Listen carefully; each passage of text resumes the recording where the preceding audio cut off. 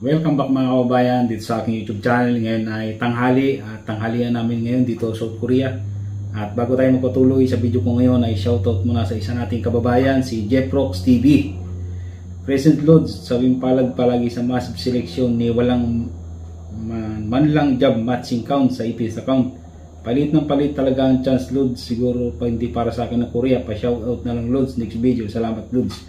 Sa lalaking mga kabayan ay huwag kang masyado maglala. Medyo natatagalan lang talaga yung iba, pero kalimitan sa lalaki ay nakakaalis at nagkaka-employer yan papunta dito sa South Korea. Hintayin mo lang kabayan at dadating din yan. At ang video ko ngayon ay sa pagkain muna tayo. Ito, yung pagkain namin ngayon sa tanghalian. Makikita nyo ang dami. Isa-isayin natin mamaya kung ano ba yung mga yan. Tapos yung sabaw.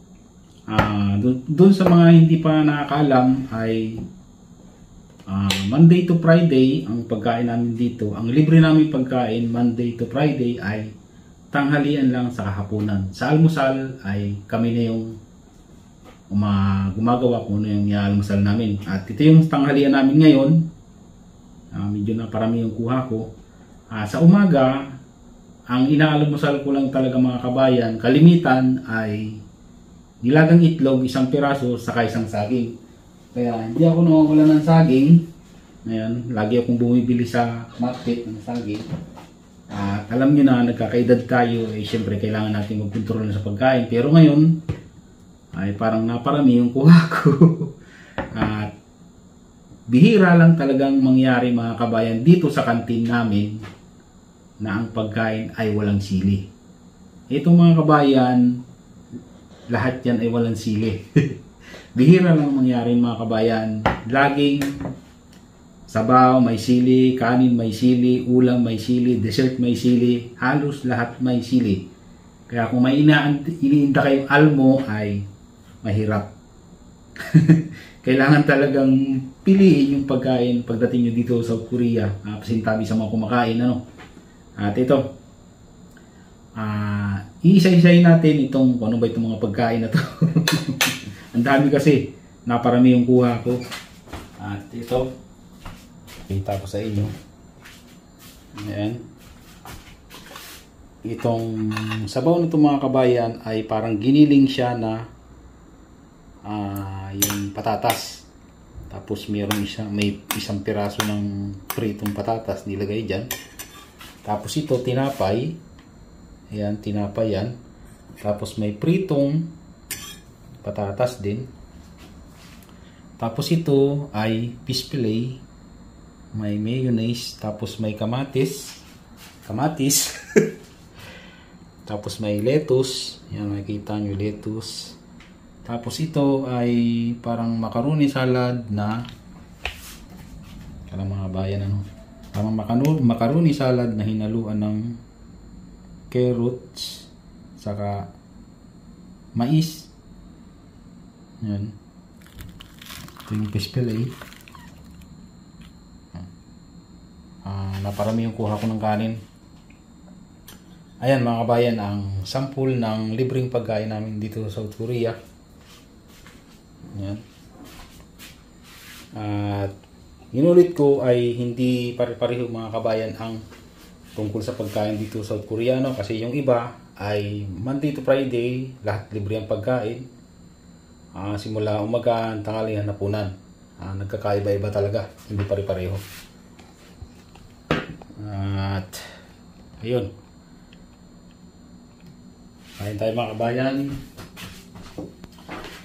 Ang isa pang kagandahan dito sa kantin namin, kasi yung pinalitan nito, kasi yung dating nagluluto sa kantin namin may edad na talaga at hindi na halos makalakad. Itong pumalit, kasi yung pinalitan niya, itong nandito na mabait na babae na nagluluto sa kantin ay talagang hindi naman pangit ng ugali. Ano lang, kalimitan kasi yung mga nagkakaedad na dito, medyo stricto mabunganga. Itong pumalit, medyo bata pa, mabait talaga. Lagi niyang pagkukuha ka ng pagkain, lalo na sa aming dalawang foreign worker dito sa company, dalawang kapinoy lang kami. Lagi niyang sinasabi sa amin, pag kukuha na kami ng pagkain, sasabihin niyan, manimugo, ibig sabihin, damihan mo ng kain, tapos pagdating sa hapon, pag kumain kami, natapos ng lahat, pati mga Koreano, pag may natirang ulam o kanin, iniiwan lang niya sa kantin. Tapos sasabihin niya sa amin, kuhain nyo na lang. Kung ayaw nyo naman, dyan nyo lang, iwanan nyo lang sa kantin. Pag gusto nyo, pwede nyong kainin pang almusal. Yun yung sinasabi nila sa amin. Niya sa amin nung bagong pumalit sa kantin. Mabait yung Koreanong babae sa kantin. At ayun, kain ako mga kabayan at gutom na.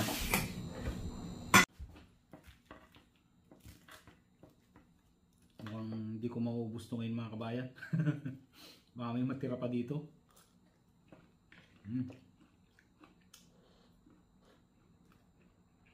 At saka nga pala, idagdag ko na rin mga kabayan, kasi nabanggit ko kanina na itlog lang sa saging yung inaalmusal ko, kasi okay lang naman, kasi hindi naman talaga mabigat yung trabaho ko dito sa Korea. Halos lagi nga lang nakaupo, kaya pwede yung saging saka itlog lang sa umaga. Pero kung ang trabaho mo ay buhatan, ay hindi talaga pwede yun. Kailangan mong kumain ng marami. Kasi sa umaga pa lang, diyan ka umuubos talaga ng lakas. Okay lang na pagdating ng gabi, konti na yung kainin kasi matutulog ka na lang naman. Tapos yung almusal ko na saging saka itlog, yung itlog ay libre na sa kantin.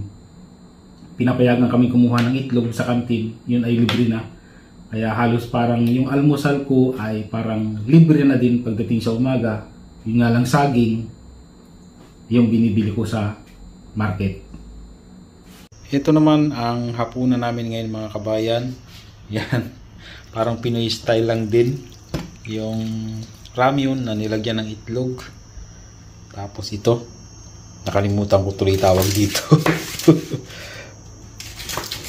Yan. Kakain na tayo ng hapunan mga kabayan.